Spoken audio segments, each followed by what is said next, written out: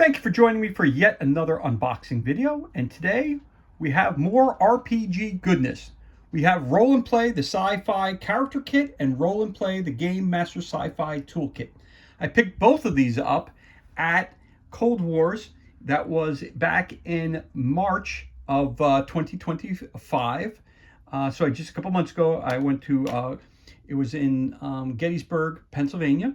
And I was there for a couple days, and I happened to run across, one of the merchants that happened to be there, and I picked up these books, and they are supplemental material that you can use for any type of role-playing game. It just helps you to get set up much quicker than reading through the rule books and doing all the things you need to do. So let me explain to you what I mean by that. So let's just take a look at this one first. So this is Roll and Play. This is the Sci-Fi Character Kit. So this is if I'm going to make a character new.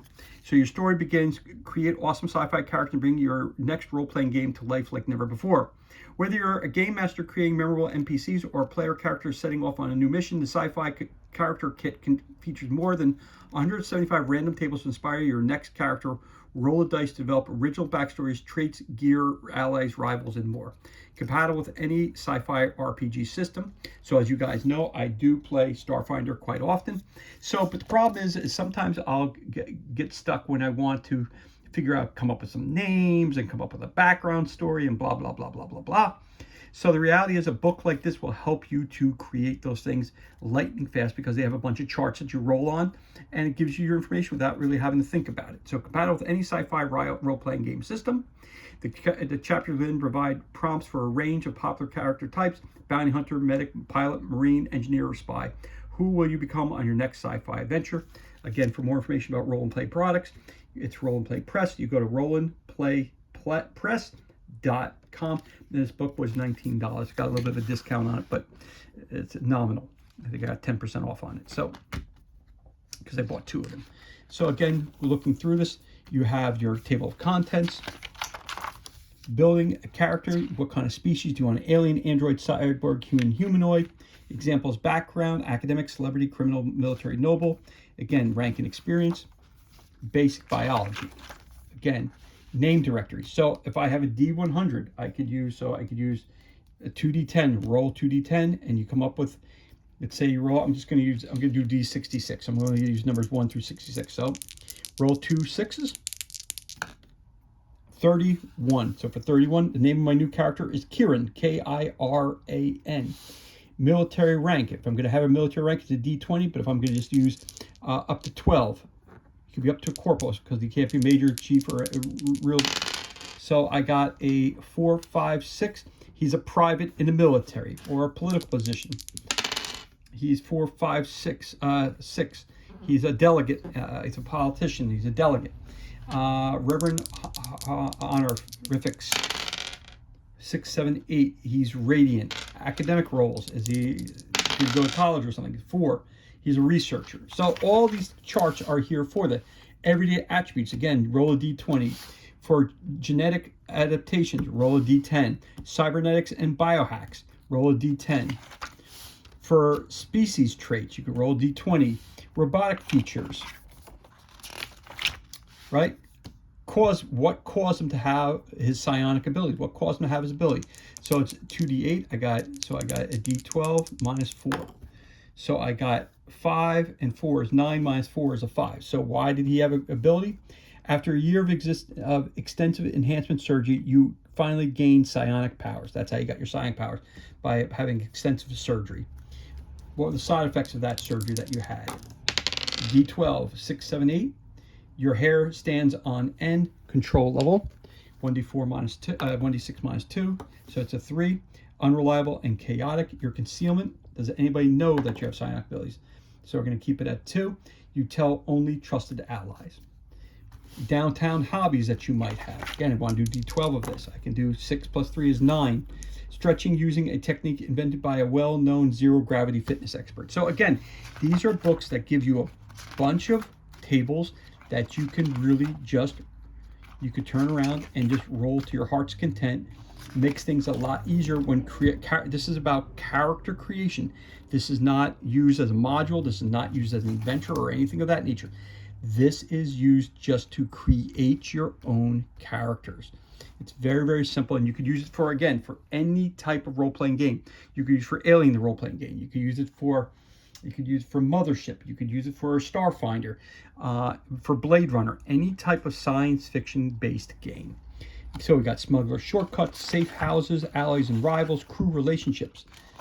Then we could talk about our origins and goals, backstories, appearances and gear, claims to fame, successful deals, trade organizations, crew relationships, allies and rivals. Again, talking about different classes. If you're a mechanic, how good are you with weapons? What are your personal effects? Enhanced weapons that you might create, custom tools, ship upgrades, engine rooms, making your own spaceship.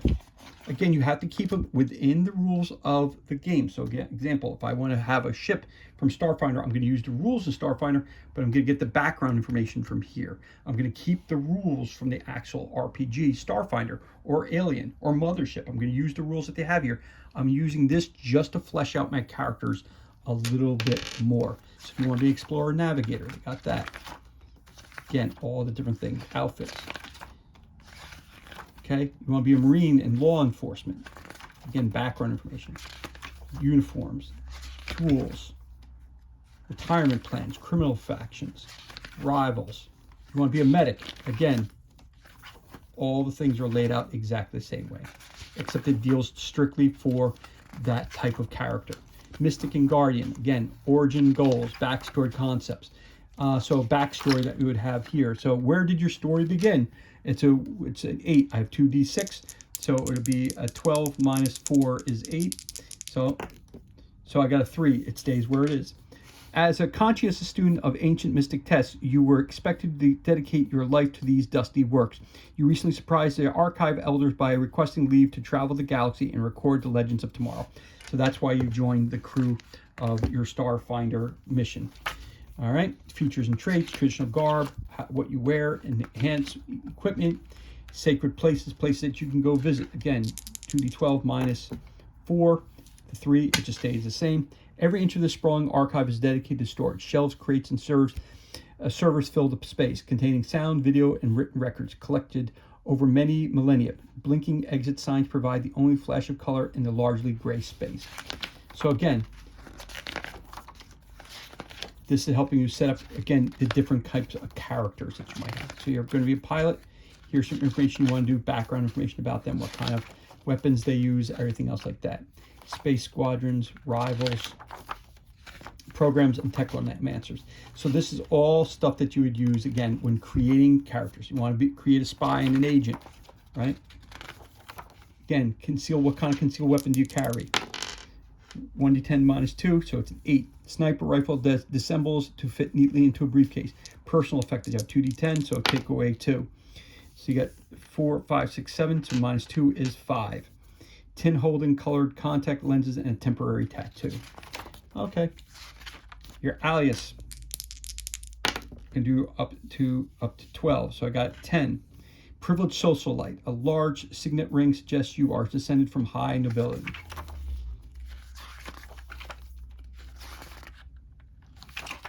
And there you go. And these are all the collaborators and people who put their hard time and effort into creating this book. So this is book 1, Roll and Play, the character kit. Now that helps you to, again, you're using the rules from the RPG system that you're using. This just helps you flesh out the characters more. Now, as a game master, so now you're not a player, but you're someone who's running the game. We have this book here, the Game Master Sci-Fi Toolkit. So let's read the back, what it says. New worlds await. Blast off into an epic adventure with more than 120 inspirational random tables for any sci-fi role-playing game. The Game Master Sci-Fi Toolkit is packed with ideas for exciting missions, critical hits, surprises, encounters, alien leaders, spaceship features, warp-side effects, bounty notices, high-tech weapons, valuable loot, and so much more. The ultimate world-building tool for game masters, this book is a lifesaver when playing sessions or improvising during a game. Just roll the dice, unlock infinite new storytelling possibilities. Again, for more information about this book, it's rollandplaypress.com. Okay, and this book was $17, minus the 10% for buying 2 of them. All right, so here we go. We open this up again. You have your table of contents and tells you how to use the book. Name directory. Again, this is now you're a GM and you're finding some non-player characters. So you can do find a civilian. You run into a bar, trying to go on an adventure, you roll a 7. Wens is the name of the character that you just ran into. Elite name, robotic names, outlaw names. Ships and vessels, sector systems, planets and cities, species and societies. Again, you're following the rules from the RPG system that you're playing, whether it's Shadowrun, Mothership, Alien, Starfinder, Pathfinder, it does Savage Worlds, it doesn't matter. You're using the core rules. This is just helping you to flesh out things a little bit better on your adventure. Survivor and traits, reference features, villainous agenda. So you're going on a mission to find a villain. What's the trait about the villain? The villain, 5. They are focused on evading capture for their many crimes. So your ship is on an adventure, and they're going to find someone who is, let's just say, was someone who they are. What did it say? They're trying to run away, right? They're focused on evading capture for their many crimes. Maybe they did a bank heist, and you are there. Your bounty hunter's trying to find him. So that's how you use this.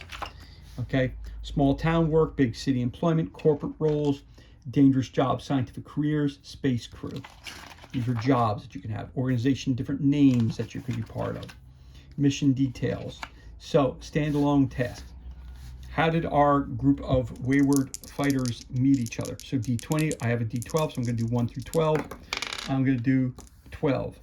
In the medical bay of a large starship, each of them was injured in the same accident. We got to talking and we decided that we're all bounty hunters and we're going to go find this guy who was doing it. Where are we going to check?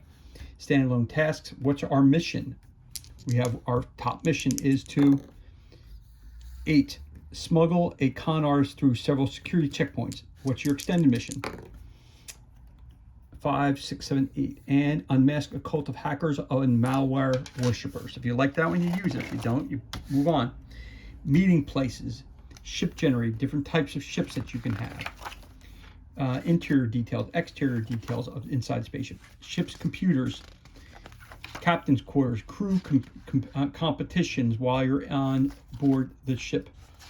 Expanding your universe. Okay, the type of sun that you have, number of planets, planet type, atmosphere trait. So you're now on your adventure, you got to go to a planet. So you are going to a planet that has, so D12 minus 2, which is they're asking for a D10 here. I'm going to roll it.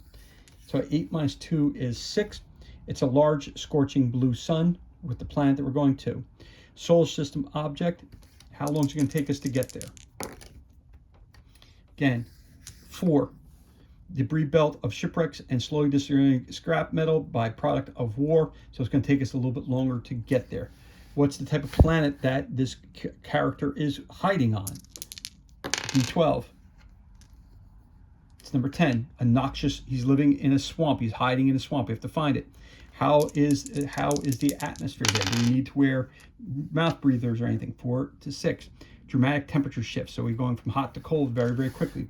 Surface feature.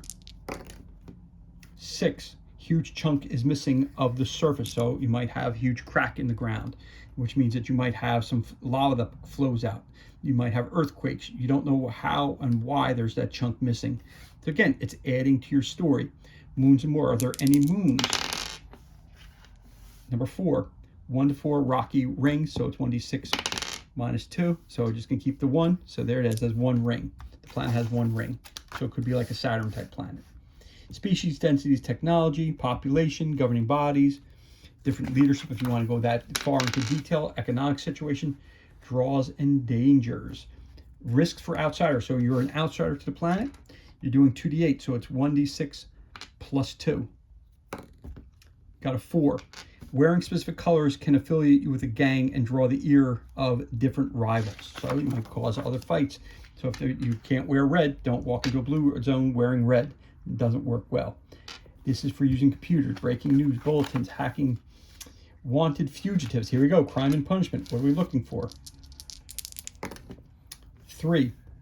Jilly Joe Kun, violent thug with many teeth, recently escaped from a top security prison and he's on the run. So this all adds into the conversation and the game that we're creating. So again, this is a game. This book and the previous book are used for enhancing your games, making things easier by starting the campaign, rolling up a couple of things. This way you have a whole story to tell that gets the players involved in enjoying the campaign that you're about to start. Talk about the different trading posts that are around, description of the shops that are there, repair stations, garage descriptions, bars and dives, venues that you can go to, restaurants, restrooms, street food, galactic beverages, expensive delicacies, adding flavor again to your drink. If you're on shore leaves, or on board chores that you have to do when you're on your spaceship. Type of music that's playing, movies, comics, genres. What will you encounter while you're out there? A ship malfunction. So on your way, traveling to capture the escaped prisoner who is on the run, something happens to your spaceship. Equipment failure. 5, 6, 7. A navigation software update wipes all data. The crew must now use ancient paper maps to find their way to the actual planet that they're looking to get to. Exterior encounters. Reasons to walk. Common complications. Journey obstacles. Once you get on the planet, are there some, you have barren terrains. You have events in the desert. Sick of sand? We don't have sand. Trouble in the trees. Jungle encounter. So remember we said that we said in the back here, when we're rolling this up, it said that we were in a swampy type land. Let's see if there's swamp. There's jungle, icy, aquatic encounters, restricted areas, abandoned sites. So let's go over here. So we're going to have over here, we've got some jungle encounters while we're walking around. Safe haven or hostile site. So TV12. 8. Above the treetops, red flares are being fired sporadically. Someone is tangled in a parachute and needs help. So we can either go find that one. That might be the guy that we're looking for, or it might be another non-player character. Again, roll up a non-player character using this book here. So again, icy location, underwater environments. If we want to say that more of a swamp, let's see what happens in the water. 6. The party get caught in a powerful current. They travel 1d6 miles off course for every minute spent in the current. All right, there you go. Restricted areas. Type of mutants and monsters that you run into. Robots that you run into. Alien rulers. Settlement, and maybe it's an alien planet that they land on you're not familiar with, so look up at that. Flashbacks. Dreams and visions. Combat and injuries that you can have. Critical hits, a swing and critical miss. Now for Starfinder, I wouldn't need to use these charts because I already have 2 decks of cards, one for critical hit and for fumbles, basically. I have the cards for that, so I wouldn't need this. Ranged critical hits, if you want to be more specific with them. But again, with the books, with the cards that I have with Starfinder, I wouldn't use it. But for Alien, I don't have a deck of cards for that. So for Alien, I might use something like this for D100. I can't do it on 2D6, but if I use this for D12, I can do on this side here for critical miss. You got a 9. Your foes decide you are easy prey, and they all target you during the next round. So there you go. Oh, so okay, so critical hit. So I want to roll this. I'm gonna get it. So I'm gonna get it no matter what. I'm gonna get a 60. Let's use this as red as. So 62 will do. 62. It says, "Ouch! That winded your opponent. Their speed is halved on their next turn." So you could use that here as well. So if you want to, it's up to you. Critical hits on captain. Stress effects. Warp side effects. Alien parasites that you might run into. So when you're in the swamp going after you, there's a parasite. See what happens. Tiny alien mammal. It crawls inside clothing to nest, then burrows into its host to feed. So maybe a tiny alien that you didn't see crawled inside your suit while you're there, and now you're having a system progression. -2. Intense involuntary muscle contractions increase in frequency and intensity. You don't know why it's happening. It's because you got a tiny alien that's inside you, which you didn't know about. Again, items, rewards. Again, most of that is covered in most of your books. But again, you could do it here for a quick reference guide that you're putting in different rooms. Storage, chemicals and serums, alien fauna, Again, all this is just historical artifacts, documents and data, black market items. You find a backpack, what's inside, stolen loot. Again, all this stuff you find here, extra rewards, vault contents, variable horrors. So you wind up finding the guy, you beat him down, you bring him back, and all of a sudden it says D20, but I'm going to use it only up to 12. So I'm going to roll this, and this is what your reward is for bringing back the wanted criminal. 8. ID cards that give you crew access to unregulated diplomatic hyperspace routes. All right, so now I can move faster on my next adventure than I normally would. And there you have it. And again, the thank you to all the people who backed this on Kickstarter. So again, here you go right there. You have 2 books that are here to enhance your role-playing experience by making things simpler, by adding a whole bunch of charts that make setting up your scenario that much easier. Again, so what did we talk about today? Roll and Play, the Sci-Fi Character Kit, and Roll and Play, the Game Master Sci-Fi Toolkit. This one's for character creation for NPCs, or even fleshing out your own characters that you're using for different role-playing game systems. This is for the GM to set up the scenario for you to play, and gives you all kinds of ideas of how to, different planets, different ideas of type of people you're going to, type of environments you're going to be in, different types of ships, problems that you might run into during your journey, all kinds of things that are going to enhance your adventure overall. Again, both these books are brought to you by Roll and Play Press. For more information, go to rollandplaypress.com. And as always, thank you so much for joining me today for this unboxing video. Just a reminder for you, the dice that were used today are not included with the purchase of these products, and both of these books are purchased separately, not together as a bundle. As always, thank you so much for joining us for this unboxing video. It's truly appreciated. If you enjoyed the video, you could always give us a thumbs up and leave a comment below. Also, you can hit that subscribe button, and this way you'll be kept up to date as to when we release new content to the page. As always, thank you so much for joining us. Be safe, be well, enjoy the rest of your day, and we'll catch you on the next unboxing video.